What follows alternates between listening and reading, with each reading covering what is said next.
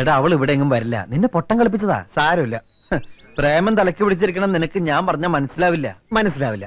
ഒരു പെണ്ണിന്റെ വാക്കേട്ട് ഇളകാൻ നിനക്ക് നാണാവില്ലേ? ഇല്ല.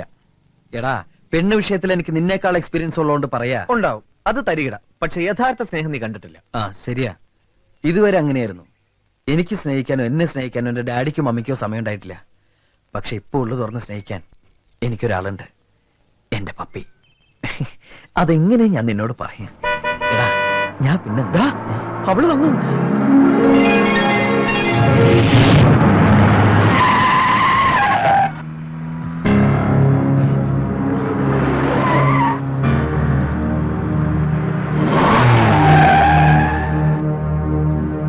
മായല്ലേ?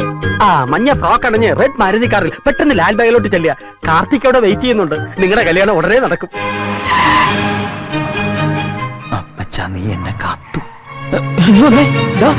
എന്താ പറയാം ഗീതാശിട്ടെ, കാർത്തിക് ലാൽ പാർക്കിലെ വെയിറ്റ് ಮಾಡ್ತಾಡು. ജൽദി ಹೋಗೋ, നിനക്ക് അവനിಗೆ മധു ആಗಿದೆ. ഓക്കേ नीना, तुम्हारे पास रेड मारुति है, येलो कलर फ्रॉक है, तुम जल्दी लाल बाग जाओ. कार्तिक तुम्हारे लिए शादी करना चाहते हैं, ठीक है? ഹലോ റാണി, ഒന്നുമില്ല, സമയം കഴിഞ്ഞു. ഇത്രയൊക്കെ ഒപ്പിക്കാൻ പറ്റൂ.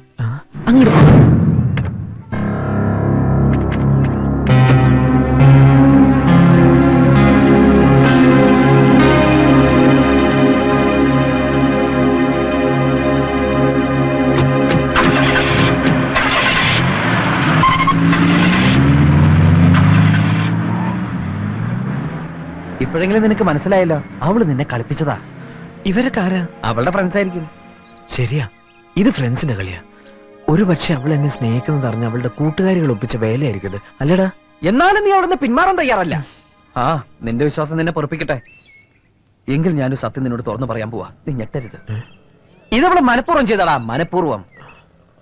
ഇനി നീ എന്തായാലും അങ്ങോട്ട് വിളിക്കരുത്. അവൾ ആദ്യം നിന്നെ വിളിച്ച് മാപ്പ് പറയട്ടെ.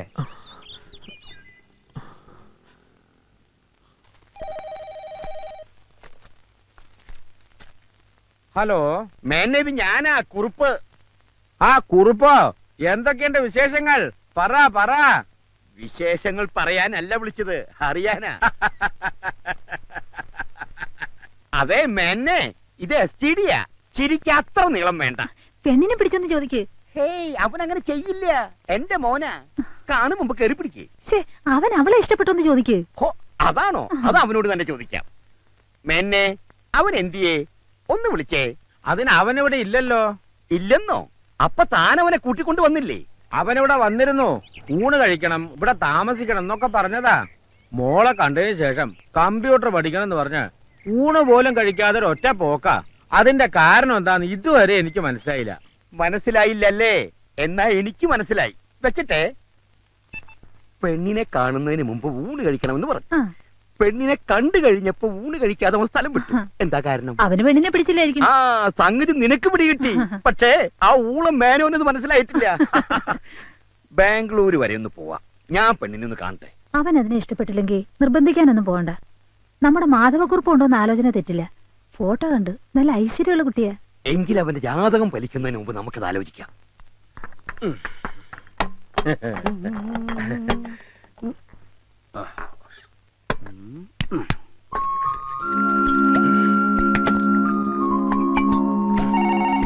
നീ എവിടെ ഇരിക്കേ? ചിലപ്പോ എന്റെ ഡാഡി ആയിരിക്കും. ഹലോ, അനിയൻകുട്ടിയുടെ വീടല്ലേ? Wrong number. പോലീസ് സ്റ്റേഷൻ ആണെന്നോ? ഈയിടെയായി റോങ് നമ്പർ ഒത്തിരി വരുന്നുണ്ട്. നീ ഇതിന്നൊന്നും എടുത്ത് പിടിപ്പിച്ചേ. പ്രേമനൈരാശ്യത്തിന് പറ്റിയ വരുന്ന. എനിക്കിത് ശീലമില്ല. ഇങ്ങനെയല്ലേ ശീലമാവണത്? അവൾ ഇതുവരെ വിളിച്ചില്ലല്ലോടാ.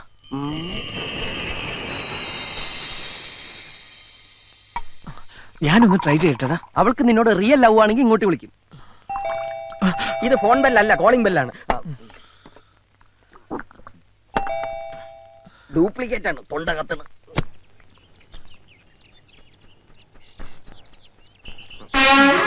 നിക്കടാ അവിടെ. ഇവൻ ഇത്തിരി കുഴിത്തുരുമ്പാ. മുമ്പൊരിക്കലും എന്നെ കണ്ടപ്പോ ഓടി. നീ എങ്ങോട്ടേ ഓടിയത്? അത് പിന്നെ ഇതാരാന്ന് എനിക്ക് മനസ്സിലായോ? ഇല്ല. കൊച്ചു കുറുപ്പിന്റെ അച്ഛൻ. ഞാൻ ആരാണെന്ന് മനസ്സിലായോ? മറ്റേ പെണ്ണിന്റെ തന്ത. വാടാ. അനിയൻകുട്ടി, ആ തടിയും മേനോനും കൂടെ അവന്റെ അച്ഛനും വന്നിരിക്കുന്നു. അനിയൻകുട്ടി നീ എന്തിനാ വെപ്രാളപ്പെടുന്നേ? എനിക്കല്ലേ പ്രശ്നം. ഞാനല്ല ആ തടിയന്റെ വീട്ടില് നീയാന്നും പറഞ്ഞു പോയത്. ഇപ്പൊ എല്ലാം പൊളിയും. എന്റെ കർത്താവേ, ഞാനൊന്ന് ധൈര്യം കൂട്ടട്ടെ. എടാ, നീ അവിടെ എന്തെടുക്ക? ഇവരോട് മദ്യപിക്കുകയല്ല അല്ലെന്നാണ് പറഞ്ഞത്. ഓ, നെഞ്ചരിയാണ്.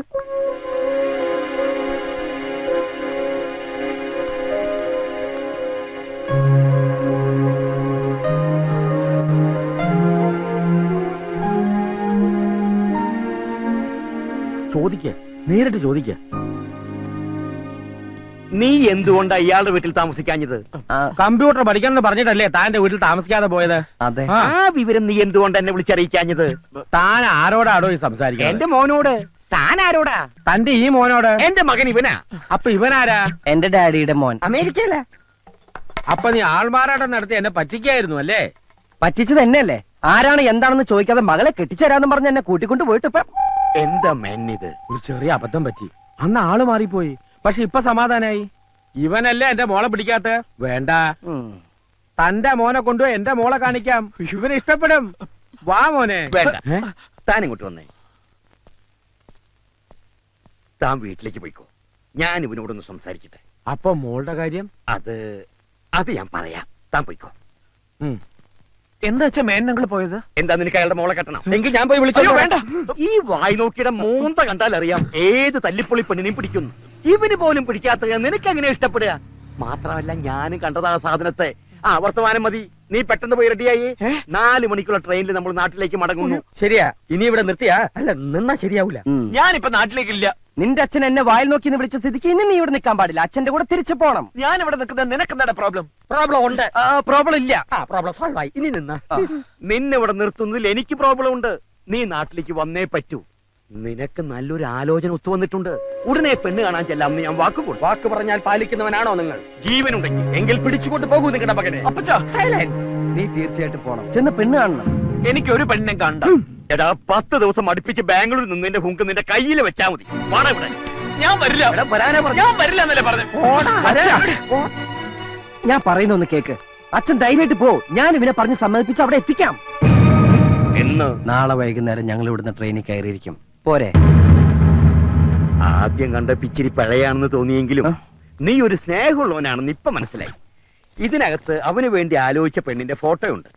ഇത് കാണിച്ച് അവനെ സമ്മതിപ്പിക്കുന്ന കാര്യം ഞാൻ ഏറ്റു. ഈ കല്യാണം നടക്കേണ്ടത് എന്റെ കൂടി ഒരു ആവശ്യമാണ്. അച്ഛൻ പോയേ. ഒരു പക്ഷെ നാളെ നീ പുറപ്പെട്ടില്ലെങ്കിൽ പെണ്ണ് കാണാതെ കെട്ടേണ്ടവരും. എന്റെ പൊന്നുമോനെ അച്ഛനറിയാലോ.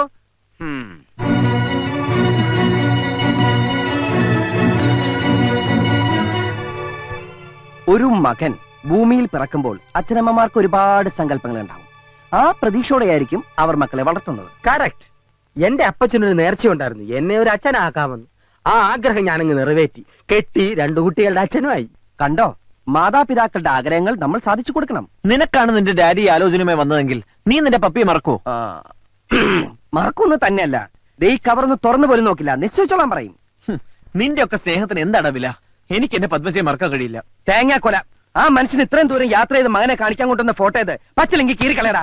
അനുഭവിക്കാൻ യോഗം വേണം. ഇതൊന്നും ശരിയാവില്ല. ഇതിന്റെ മൂക്ക് ശരിയല്ല. പ്രശ്നമാക്കണ്ട, പ്ലാസ്റ്റിക് സർജറി ചെയ്യാം. ഭൂലോക രമ്പെ കൊണ്ടുവന്ന് ഇവന്റെ മുന്നിൽ നിർത്തിയാലും പിടിക്കില്ല. ഇവന്റെ മനസ്സറിയാ പെണ്ണ. ശരിയാ, എന്റെ മനസ്സ് നിറയെ അവളാ. ഇതുവരെ ഒന്ന് കാണുപോലും ചെയ്തിട്ടില്ലാത്ത ഒരുത്തി വിചാരിച്ചോണ്ടിരുന്ന നിന്റെ ജീവിതം പാഴാകുന്നേ. ഇതെന്ത് കോപ്പിലെ പ്രേമോടാ? കണ്ണുകൊണ്ട് കാണുന്നത് മാത്രമല്ല കാഴ്ച. ഞാൻ അവളെ കണ്ടത് എന്റെ മനസ്സുകൊണ്ട്. മനസ്സിൽ പതിഞ്ഞത് മായ്ക്കാൻ പറ്റില്ല. അതെന്തും ആയിക്കോട്ടെ, പക്ഷെ ഇവിടെ ഈ കല്യാണത്തിന് നീ സമ്മതിക്കുന്നു. ഞാൻ നിന്റെ അച്ഛന് വാക്ക് കൊടുത്താ. ഈ കുട്ടിക്ക് എന്താ കുഴപ്പം? ഞാൻ നോക്കട്ടെ.